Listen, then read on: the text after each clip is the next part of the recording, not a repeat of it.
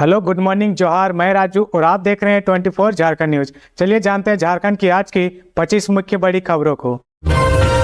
रामनवमी की शोभा यात्रा को देखते हुए आज 1:30 बजे से रात 8 बजे तक रांची में नहीं रहेगी बिजली। रांची की शोभा यात्रा को देखते हुए आज 1:30 बजे से रात 8 बजे तक रांची में बिजली नहीं रहेगी। हालांकि शहर के कुछ हिस्सों में बिजली नहीं रहेगी। प्रशासनिक अधिकारियों ने कहा कि ऐसा सुरक्षा के लिहाज से किया जा रहा। कई बार जुलूस के दौरान लोग बिजली के तार की चपेट में आ जाते हैं। कई बार ऊंचे झंडे भी बिजली के तार के संपर्क में आ जाते हैं। इससे दुर्घटना की आशंका बनी रहती है। ऐसे हालात को टालने के लिए नियत समय में बिजली काटने का निर्णय लिया गया है। इधर श्री सनातन महापंचायत की ओर से शोभा यात्रा को लेकर रांची में बैठक की गई। इसमें कहा गया कि सभी अखाड़ाधारी आपस में समन्वय बनाकर शोभा यात्रा में शामिल होंगे। वहीं मुख्य संयोजक ललित नारायण ओझा ने स्वागत शिविर के समाज सेवी से निवेदन किया कि व्यवस्था बनाए रखेंगे, झंडाधारी को पानी पिलाकर आगे बढ़ाने का काम करेंगे। सनातन महापंचायत सभी स्वागत शिविर का अभिनंदन और स्वागत करती है। रांची में ईडी की छापेमारी हुई खत्म। अंतु तिर्की और विपिन सिंह को अपने साथ ले गए अधिकारी। जमीन घोटाले में हुई छापेमारी। जमीन घोटाले मामले में जेएमएम नेता अंतु तिर्की सहित दूसरे जमीन कारोबारी के यहां चल रही ईडी की छापेमारी समाप्त हो गई है। छापेमारी के बाद ईडी की टीम ने जेएमएम नेता अंतु तिर्की और जमीन कारोबारी विपिन सिंह को अपने साथ ले गई है। हालांकि दोनों को डिटेन कर लिया गया है। यह ईडी उनका स्टेटमेंट रिकॉर्ड करने के लिए उन्हें अपने साथ ले गई है, यह अब तक साफ नहीं हो पाया है। ईडी सूत्रों से मिली जानकारी के अनुसार छापेमारी में एजेंसी को कई अहम दस्तावेज और डिजिटल डिवाइस मिले हैं, जिसमें जमीन घोटाले से संबंधित कई जानकारियां उपलब्ध है। गौरतलब है कि मंगलवार की सुबह से ईडी के द्वारा रांची में जेएमएम नेता अंतु तिर्की, जमीन कारोबारी प्रिय रंजन साय, विपिन सिंह और शेखर कुशवाहा के ठिकाने पर छापेमारी शुरू की गई थी। छापेमारी लगभग 13 घंटे तक चली। ईडी ने जांच में पाया कि मोहम्मद सद्दाम के साथ मिलकर विपिन सिंह, प्रिय रंजन साय और शेखर कुशवाहा ने बरियातू के चेसायार होम रोड स्थित 4.83 एकड़ जमीन का फर्जी दस्तावेज बनाया था। जमीन को हड़पने की नीयत से 1940 और 1970 के फर्जी डीड तैयार कराए गए थे। जांच में ईडी ने पाया कि सद्दाम के सिंडिकेट के साथ अफसर अली भी शामिल था। वहीं विपिन सिंह बड़गई अंचल में जाकर जमीन के फर्जीवाड़े को अंजाम देता था। ईडी सूत्रों के अनुसार ईडी ने जांच में पाया कि झामुमो नेता अंतु तिर्की और मोहम्मद सद्दाम के बीच पैसे की लेन देन थी। सद्दाम ने पूछताछ में जमीन के एवज में पैसे के लेन देन की बात कबूली थी। इसके बाद अंतु तिर्की ईडी के रडार पर आए। अंतु तिर्की पूर्व में झामुमो के महानगर अध्यक्ष रहे थे। साल 2019 के विधानसभा चुनाव में टिकट नहीं मिलने पर उन्होंने झामुमो छोड़ झामुमो के टिकट पर विधानसभा का चुनाव लड़ा था, लेकिन बाद में उन्होंने झामुमो में वापसी कर ली थी। कांग्रेस ने और 3 सीटों पर प्रत्याशी की घोषणा। कांग्रेस पार्टी ने झारखंड के 3 और संसदीय सीटों पर प्रत्याशियों के नाम का ऐलान कर दिया है। पार्टी ने गोड्डा संसदीय सीट से महागामा विधायक दीपिका पांडे सिंह, चतरा लोकसभा सीट से पूर्व मंत्री KN त्रिपाठी और धनबाद में बेरमो विधायक अनूप सिंह की पत्नी अनुपमा सिंह को प्रत्याशी बनाया है। कांग्रेस इससे पहले लोहरदगा, खूंटी और हजारीबाग में प्रत्याशी का ऐलान कर चुकी है। लोहरदगा में सुखदेव भगत, हजारीबाग में JP पटेल और खूंटी में कालीचरण मुंडा को टिकट दिया है। बता दें कि अभी भी रांची लोकसभा सीट पर प्रत्याशी के नाम का ऐलान बाकी है। बता दें कि लंबे समय से इन 3 सीटों पर प्रत्याशियों के नाम को लेकर संशय बरकरार थी। विपक्ष द्वारा लगातार तंज किया जा रहा था कि उन्हें उम्मीदवार नहीं मिल रहा। गौरतलब है कि गोड्डा लोकसभा सीट पर कांग्रेस की दीपिका पांडे सिंह का मुकाबला बीजेपी के निशिकांत दुबे से होगा। निशिकांत दुबे ने गोड्डा में 2009 से लेकर 2019 तक लगातार 3 बार जीत दर्ज की है। धनबाद में अनुपमा सिंह के सामने बीजेपी के ठुल्लू महतो हैं। वहीं चतरा लोकसभा सीट पर KN त्रिपाठी का सीधा मुकाबला बीजेपी के कालीचरण सिंह से होगा। गोड्डा में मुकाबला दिलचस्प होगा क्योंकि दीपिका पांडे सिंह और निशिकांत दुबे में अक्सर जुबानी जंग होती है। दीपिका पांडे सिंह अक्सर निशिकांत दुबे की शैक्षणिक डिग्री को लेकर सवाल उठाती है। वहीं निशिकांत दुबे भ्रष्टाचार के मुद्दे पर उन्हें घेरते हैं। अब जबकि दोनों आमने सामने हैं तो आरोप प्रत्यारोप का सिलसिला और भी ज्यादा चलेगा। धनबाद में अनुपमा सिंह कांग्रेस की प्रत्याशी होगी या उनका मुकाबला बीजेपी के ठुल्लू महतो से है। अनुपमा सिंह पूर्व विधायक राजेंद्र सिंह की पुत्र वधु और बेरमो विधायक अनुपम सिंह की पत्नी है। अनुपमा सिंह पूर्व विधायक राजेंद्र सिंह की पुत्र वधु और बेरमो विधायक अनूप सिंह की पत्नी है। वह धनबाद में कांग्रेस की महिला समर्थकों के बीच खासी लोकप्रिय है। सिंहभूम सांसद व बीजेपी प्रत्याशी गीता कोड़ा मामले की जांच करने गम्हरिया पहुंचे IG अखिलेश झा। घटनास्थल का किया निरीक्षण। झारखंड के सरायकेला खरसावां जिले के गम्हरिया थाना अंतर्गत मोहनपुर में सिंहभूम के सांसद सह बीजेपी प्रत्याशी गीता कोड़ा व उनके कार्यकर्ताओं को ग्रामीणों द्वारा रविवार को बंधक बनाए जाने के मामले की जांच करने मंगलवार को आईजी अखिलेश झा गम्हरिया पहुंचे। इस दौरान उन्होंने घटनास्थल का निरीक्षण कर पूरे मामले की जानकारी ली। सांसद गीता कोड़ा से दुर्व्यवहार मामले की जांच करने मंगलवार को आईजी अखिलेश झा गम्हरिया पहुंचे। वे घटना के दिन काफिले में शामिल जवानों के साथ घटनास्थल पर गए। इसके साथ ही उन्होंने ग्रामीणों से घटना से संबंधित जानकारी ली एवं वस्तु स्थिति से अवगत भी हुए। गम्हरिया थाना पहुंचे आईजी अखिलेश झा। इससे पहले आईजी अखिलेश झा सांसद गीता कोड़ा के काफिले को रोके गए श्रीधरपुर व मुर्गा घुट्टू तिलका चौक भी गए, जहां घटना से संबंधित जानकारी ली। घटनास्थल का निरीक्षण करने के बाद वे गम्हरिया थाना पहुंचे। आईजी अखिलेश झा ने कहा कि इस मामले में दोनों ओर से प्राथमिकी दर्ज कर ली गई है। पूरे मामले की जांच चल रही है। बता दें कि सिंहभूम सांसद गीता कोड़ा ने सोमवार को कहा था कि उनके साथ हुआ दुर्व्यवहार झामुमो प्रायोजित था। इसका वे विरोध करते हैं। लोकतंत्र में हिंसा की कोई जगह नहीं है। जो लोग उनका विरोध कर रहे थे वे उस गांव के लोग नहीं थे। विरोध करने के लिए झारखंड मुक्ति मोर्चा ने पहले से ही फौज तैयार कर रखी थी। झामुमो के तानाशाही रवैये को बर्दाश्त नहीं किया जाएगा। खबरों में आगे बढ़ने से पहले अगर अभी तक आपने इस चैनल को सब्सक्राइब नहीं किया तो प्लीज सब्सक्राइब कर ले, जिससे झारखंड की हर छोटी सी बड़ी खबर की अपडेट आप तक पहुंचता रहे। गौतम सागर राणा बने चुनाव अभियान समिति के संयोजक।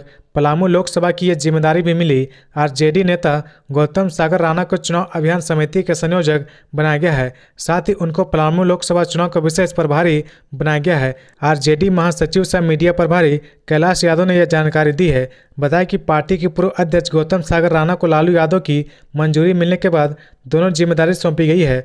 बता दें कि इंडिया गठबंधन की ओर से आरजेडी नेता ममता भूया को लोकसभा प्रत्याशी बनाया गया है। कैलाश यादव ने कहा कि गौतम सागर राणा को चुनाव अभियान समिति के संयोजक बनाने की खबर आरजेडी अध्यक्ष लालू प्रसाद यादव ने झारखंड प्रदेश आरजेडी अध्यक्ष संजय सिंह यादव को पटना में एक विशेष बैठक के दौरान दी।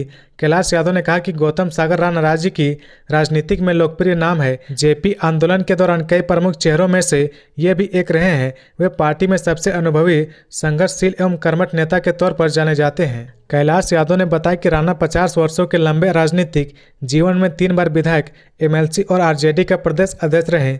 इनकी राजनीतिक कार्यशैली सदैव बीजेपी और आरएसएस के विचारधारा के खिलाफ रही। वे प्रखर समाजवादी और सेकुलर सोच के रहे हैं। उन्हें संगठन और चुनाव लड़ाने का लंबा अनुभव प्राप्त है। निश्चित रूप से इनके लंबे राजनीतिक अनुभव का पार्टी एवं संगठन को मिलेगा।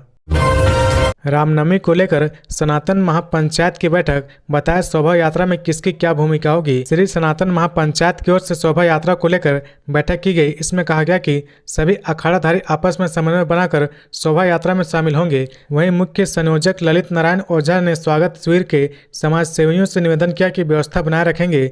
झंडेधारी को पानी पिलाकर आगे बढ़ाने का काम करेंगे। सनातन महापंचायत सभी स्वागत शिविर का अभिनंदन और स्वागत करती है। बता दें कि मुख्य शोभा यात्रा बजरा पंडरा फिस्का मॉल, रातू रोड, महावीर चौक, शहीद चौक, फिरायालाल चौक, मेन रोड होते हुए गुजरेगी। 221 झंडों के साथ हजारों राम भक्त कर्तव्य दिखाते हुए तपोवन मंदिर पहुंचेंगे। इसकी तैयारी पूरी हो चुकी है। शांति व्यवस्था को बनाए रखने की खास अपील की गई है। शोभा यात्रा के बारे में जानकारी ललित नारायण ओझा, मुख्य संयोजक श्री सनातन महापंचायत झारखंड की ओर से दी गई है। कोडरमा से सीपीआई प्रत्याशी विनोद सिंह ने जनता से मांगा आर्थिक सहयोग, शेयर किया क्यूआर कोड। कोडरमा संसदीय सीट से इंडिया गठबंधन की तरफ से भाकपा माले उम्मीदवार विनोद सिंह ने चुनाव लड़ने के लिए जनता से आर्थिक सहयोग मांगा है। विनोद सिंह ने इसके लिए अपने ऑफिशियल फेसबुक पेज पर क्यूआर कोड साझा किया है। उन्होंने जनता से भावुक अपील की है। विनोद सिंह बगोदर विधानसभा सीट से वर्तमान में विधायक हैं।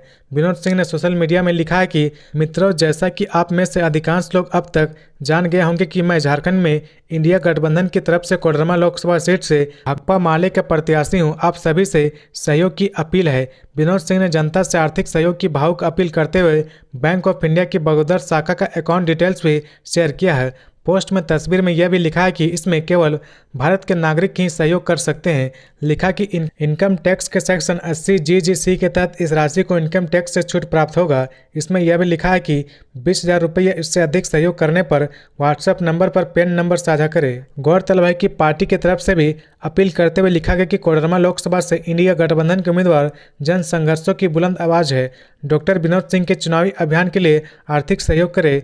गौरतलब है कि हाल में इंडिया गठबंधन की तरफ से बगोदर विधायक डॉक्टर विनोद सिंह को कोडरमा संसदीय सीट से प्रत्याशी बनाया गया है, जहां उनका मुकाबला बीजेपी की अन्नपूर्णा देवी से होगा।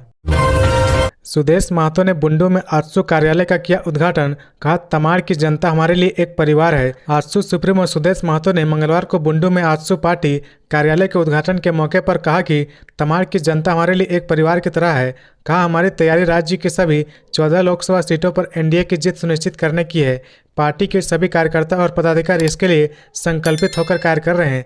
तमाड़ की जनता हमारे लिए एक परिवार है। इस सीट पर एनडीए के पक्ष में एक बड़ा जनादेश पाने और भविष्य में यहाँ पर एक बेहतर नेतृत्व देने की हमारी तैयारी है। इस सीट पर एनडीए के पक्ष में एक बड़ा जनादेश पाने और भविष्य में यहाँ पर एक बेहतर नेतृत्व देने की हमारी तैयारी है। इस मौके पर सुदेश महतो ने तमाड़ विधानसभा क्षेत्र के सभी ग्राम और पंचायत प्रभारियों के साथ लोकसभा चुनाव को लेकर संवाद किया। उन्होंने कहा कि पार्टी का यह कार्यालय क्षेत्र की जनता और पार्टी के कार्यकर्ताओं तथा अधिकारियों के बीच बेहतर समन्वय स्थापित करने का काम करेगा। यह कार्यालय क्षेत्र की जनता की सेवा में हमेशा कार्यरत रहेगा। तमाड़ विधानसभा के विकास में इस कार्यालय की भूमिका महत्वपूर्ण होगी।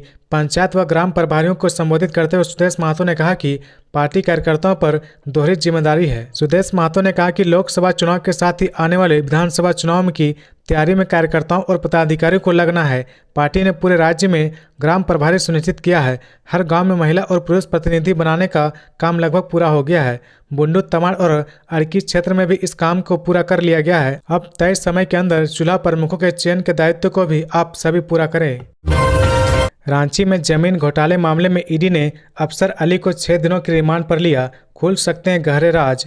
सेना की जमीन का गलत तरीके से पेपर बनाने के आरोप में पिछले कई महीनों से जेल में बंद अफसर अली को प्रोडक्शन वारंट के तहत मंगलवार को कोर्ट में पेश किया गया।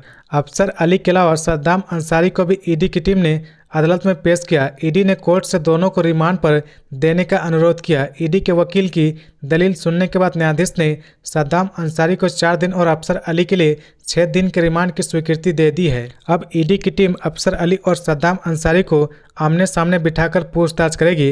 हालांकि सद्दाम अंसारी से ईडी की टीम पिछले 8 दिनों से रिमांड पर लेकर पूछताछ कर रही है। वहीं अफसर अली को प्रोडक्शन वारंट के तहत रिमांड पर लिया गया है। मालूम हो कि सद्दाम अंसारी फर्जी डीड और जमीन का पेपर बनाने में एक्सपर्ट है, जबकि अफसर अली जमीन के फर्जी पेपर को लोगों के सामने सही बताकर पेश करता था। बता दें कि अफसर अली और सद्दाम अंसारी से ईडी की टीम अब हेमंत सोरेन से जुड़े मामले में पूछताछ करेगी। सूत्रों से मिली जानकारी के अनुसार अफसर अली और सद्दाम अंसारी से बड़गई अंचल में 8.5 एकड़ जमीन के गलत तरीके से दाखिल खारिज करने के मामले में ईडी पूछताछ करेगी। वहीं मंगलवार को ईडी की टीम ने कई ठिकानों पर छापेमारी की। बताया जा रहा है कि सद्दाम अंसारी से मिली जानकारी के आधार पर मंगलवार को छापेमारी की गई। अनुमान है कि अफसर अली और सद्दाम अंसारी को आमने सामने बैठाकर पूछताछ में कई अहम और इनपुट सामने आ सकते हैं। साहिबगंज में रेलवे विभाग के गोदाम में लगी आग, 50 लाख रुपए के नुकसान का अनुमान। साहिबगंज नगर के रेलवे स्टेशन के बगल से माल गोदाम जाने वाली सड़क के समीप रेलवे के संकेत एवं दूरसंचार विभाग के स्टोर में रखे केबल में आग लग गई। दोपहर मंगलवार को लगभग 11:15 बजे आग लग गई और देखते ही देखते आग ने विकराल रूप धारण कर लिया। आग लगने की सूचना रेलवे के क्वार्टर में रहने वाली एक महिला ने रेलवे के अधिकारियों को दी। आग लगने की खबर जैसे ही रेलवे के अधिकारियों व कर्मचारियों को मिली, उनके बीच खलबली मच गई। रेलवे के अधिकारियों ने आग लगने की सूचना दमकल विभाग को दी। वहीं मामले की सूचना मिलते ही दमकल विभाग के दमकल कर्मी 2 दमकल के साथ घटनास्थल पर पहुंचे और आग बुझाने के कार्य में जुट गए। वहीं सदर अनुमंडल पदाधिकारी अंगारनाथ स्वर्णकार एवं सदर बीडीओ सुबोध कुमार भी घटनास्थल पर पहुंचकर मामले की जानकारी ली और पुलिस जवानों व दमकल कर्मियों को दिशा निर्देश दिए। आग लगने से आसमान में छाया काला धुआं देख नगर के हजारों लोग घटनास्थल पर पहुंच गए। साहिबगंज रेलवे के संकेत एवं दूरसंचार विभाग के स्टोर में भारी मात्रा में केबल रखा था। विभागीय सूत्रों से मिली जानकारी के अनुसार 25 से 30 टन केबल तार जलकर राख हो जाने का अनुमान है। विभागीय सूत्रों के अनुसार आग लगी की घटना में रेलवे का लगभग 50 लाख रुपए का केबल तार जलकर राख हो गया। सीएम चंपई सोरेन से मिला प्रतिनिधिमंडल, रामनवमी उत्सव में किया आमंत्रित। मुख्यमंत्री चंपई सोरेन से मंगलवार को श्री श्री महावीर मंडल रामनवमी मेला स्थल निवारनपुर एवं बंगाली युवा मंच चैरिटेबल ट्रस्ट के प्रतिनिधिमंडल ने मुलाकात की। इस अवसर पर मुख्यमंत्री को प्रतिनिधिमंडल के सदस्यों ने रामनवमी उत्सव में शामिल होने के लिए आमंत्रित किया। प्रतिनिधिमंडल ने सीएम को तपोवन मंदिर और अल्बर्ट इक्का चौक में बंगाली युवा मंच द्वारा आयोजित रामनवमी उत्सव प्लान एवं सेवा कार्यस्थल में सम्मिलित होने के लिए आमंत्रित किया है। मौके पर बंगाली युवा मंच चैरिटेबल ट्रस्ट के मुख्य संरक्षक श्री सुप्रियो भट्टाचार्य, अध्यक्ष सिद्धार्थ घोष, श्री श्री महावीर मंडल रामनवमी मेला स्थल निवारणपुर के संरक्षक राजीव चटर्जी, सचिव राजीव रंजन सहित अन्य लोग उपस्थित थे। इस अवसर पर सीएम ने उनको रामनवमी के लिए शुभकामनाएं और बधाई दी। रामनवमी पर राममय हुआ रांची, अयोध्या की छवि वाले झंडे की अधिक डिमांड। रामनवमी को लेकर झारखंड की राजधानी रांची राममय हो गई है। महावीर झंडे से पूरा माहौल भक्तिमय हो गया है। चारों तरफ रामनवमी की तैयारी चल रही, इसे लेकर रांची के मेन रोड में खासा उत्साह देखने को मिल रहा। रामनवमी को लेकर तरह तरह के झंडे बाजार में आ चुके हैं। आज 17 अप्रैल को रामनवमी है। इस बार बाजार में भगवान राम और अयोध्या की छवि वाले झंडे की डिमांड अधिक देखी जा रही। रांची के तपोवन मंदिर को भी सजाया गया है। गढ़वा डीसी की बेटी ने यूपीएससी परीक्षा पास की, 89वां रैंक मिला। यूनियन पब्लिक सर्विस कमीशन ने सिविल सर्विस परीक्षा 2023 का फाइनल रिजल्ट जारी कर दिया है। झारखंड के भी कई परीक्षार्थियों ने इस कठिन परीक्षा को पास कर लिया है। उसमें गढ़वा डीसी शेखर जमुआर की बेटी साक्षी जमुआर भी शामिल है, जिन्होंने 89वां स्थान हासिल किया है। इसके साथ ही रांची की मोनिका पटेल ने भी यूपीएससी 2023 की परीक्षा पास कर ली है। उनको 708वां रैंक मिला है। रांची के central coalfield limited Darbhanga house में पदस्थापित मुख्य प्रबंधक बीरेश कुमार के बेटे वैभव कुमार ने भी यूपीएससी क्लियर कर लिया है। वैभव कुमार को 151वां स्थान प्राप्त हुआ है। बता दें कि यूनियन पब्लिक सर्विस कमीशन ने सिविल सर्विसेज परीक्षा 2023 का फाइनल रिजल्ट जारी कर दिया है। आयोग ने रिजल्ट upsc.gov.in पर जारी कर दिया है। आदित्य श्रीवास्तव ने टॉप किया है। अनिमेश प्रधान और डोनेरू अनन्या रेड्डी को दूसरी रैंक मिली है। यूपीएससी फाइनल रिजल्ट 2023 में 1016 उम्मीदवार क्वालिफाई हुए हैं। यूपीएससी प्रारंभिक परीक्षा 28 मई 2023 को आयोजित की गई थी। 15, 16, 17, 23 और 24 सितंबर 2023 को आयोजित मुख्य परीक्षा ली गई थी। 2 जनवरी से 9 अप्रैल के बीच 3 चरणों में इंटरव्यू हुए थे। जमशेदपुर पूर्वी से विधायक सरयू रॉय बोले, ठुल्लू महतो ने पुत्र को बनाया करोड़ों की बेनामी संपत्ति के मालिक, ईडी को सौंपेंगे दस्तावेज। विधायक सरयू रॉय ने धनबाद लोकसभा क्षेत्र से भाजपा के घोषित उम्मीदवार ठुल्लू महतो के खिलाफ नया खुलासा करते हुए बताया कि बाघमारा के विधायक ठुल्लू महतो ने अपने बेटे के नाम पर काफी संपत्ति खरीदी है। इसकी जानकारी उन्होंने भाजपा नेताओं को दी है। उन्होंने कहा कि वे ईडी को इससे भी संबंधित दस्तावेज सौंपेंगे। सरयू रॉय ने एक बयान जारी कर कहा कि ठुल्लू महतो के पुत्र प्रशांत कुमार द्वारा खरीदी गई करीब 2.06 करोड़ रुपए की जमीन का ब्यौरा उन्होंने 10 अप्रैल को सार्वजनिक किया था। अब नई जानकारी दे रहे हैं कि जिसके तहत प्रशांत कुमार द्वारा इसके अतिरिक्त गोविंदपुर अंचल के तुम्मा हादा मौजा में खाता संख्या 83, 97 और 110 के करीब 11 प्लॉट खरीदने का प्रमाण सामने आया है, जिसका कुल क्षेत्र पर 1 एकड़ 49 डिसमिल है। प्रतिभा का डंका बजाते हुए रामनवमी शोभ यात्रा में शामिल होंगी महिलाएं। रामनवमी की शोभ यात्रा में इस वर्ष भी नारी शक्ति दिखेंगी। हाथों में ध्वजा लिए और अस्त्र शस्त्र भांजते महिलाएं प्रतिभा दिखाएंगी। ढोल नगाड़ों और ताशा पार्टी की धुन पर शोभा यात्रा में शामिल होंगी। सिर पर पगड़ी और मां भवानी की लाल चुनरी ओढ़े महिलाओं को जोश देखते ही बनेगा। राजधानी में वर्ष 2009 से महिलाएं रामनवमी की शोभ यात्रा में शामिल हो रही है। केंद्रीय महिला श्री महावीर मंडल की महिलाएं रामनवमी की शोभ यात्रा में अस्त्र शस्त्र और हाथों में महावीर पताका लेकर शामिल होंगी। इसमें पूरे जिले की महिलाएं शरीक होंगी। शोभ यात्रा महावीर चौक स्थित दुर्गा मंदिर ट्रस्ट से निकलेगी। करीब 200 महिलाएं प्रतिभा दिखाएंगी। मंडल की संरक्षक आभा सिन्हा ने बताया कि वर्ष 2013 से केंद्रीय महिला श्री महावीर मंडल की शोभ यात्रा निकाली जा रही है। महावीर मंडल महिला समिति की 300 महिलाएं अस्त्र शस्त्र के संग शोभ यात्रा में शामिल होंगी। शोभा यात्रा पहाड़ी मंदिर से निकलकर रातू रोड महावीर चौक होते हुए सरजना चौक पहुंचेगी। पीले और भगवा रंगों के परिधान में महिलाएं शामिल होंगी। शोभा यात्रा में हटिया हरमू पहाड़ी टोला की महिलाएं भी शामिल होंगी। हजारीबाग में प्रशासन की चेतावनी को भानु प्रताप का चैलेंज, बोले ढोल ताशा और डीजे बजेगा ही। हजारीबाग की रामनवमी देश भर में प्रसिद्ध है। इस बार की रामनवमी के पहले पुलिस प्रशासन मुस्तैद है। इसको लेकर प्रशासन की तरफ से कई गाइडलाइन जारी किया गया है। इनमें से एक है डीजे बजाने पर प्रतिबंध। प्रशासन की तरफ से यह कहा गया कि डीजे बजाने से सांप्रदायिक उन्माद का खतरा पैदा हो सकता है। भावनाथपुर से विधायक भानु प्रताप शाही ने इस फैसले का विरोध किया है। उन्होंने सोशल मीडिया के माध्यम से मुख्यमंत्री चंपई सोरेन से कहा कि अपने सरकार के अधिकारियों को बताएं हमारे धार्मिक भावनाओं को आहत ना करें। 17 अप्रैल को रामनवमी। इस दिन डीजे ढोल बजेगा ही, अखाड़ा सजेगा ही। हिम्मत है तो रोक के दिखाओ, हमारे प्रभु राम 500 साल बाद घर आए हैं। रामनवमी तो धूमधाम से मनेगा, सुन लो कान खोल के। गौरतलब है कि हजारीबाग की रामनवमी न केवल झारखंड बल्कि देश भर में काफ़ी प्रसिद्ध है। हालांकि हर वर्ष हजारीबाग की रामनवमी को लेकर विवाद होता है। गौरतलब है कि कोरोना काल में भी रामनवमी जुलूस को लेकर काफ़ी खींचतान हुई थी। पिछले साल भी रामनवमी में जुलूस निकालने की मनाही को लेकर बीजेपी ने कड़ा विरोध जताया था। सरकार जहां सांप्रदायिक तनाव का खतरा और शांति भंग की आशंका का तर्क देती है, वहीं बीजेपी इसे तुष्टीकरण की राजनीति बनाती है। तो ये थी आज की झारखंड की टॉप बड़ी खबरें। इसी तरह झारखंड की हर छोटी सी बड़ी खबर देखने के लिए आप हमारे चैनल 24 झारखंड न्यूज को सब्सक्राइब करके बेल आइकन प्रेस कर ले, जिससे झारखंड की हर छोटी सी बड़ी खबर की अपडेट आप तक पहुंचता रहे। तो आज के लिए बस इतना ही, हमें दीजिए इजाजत, फिर मिलते हैं नेक्स्ट न्यूज में।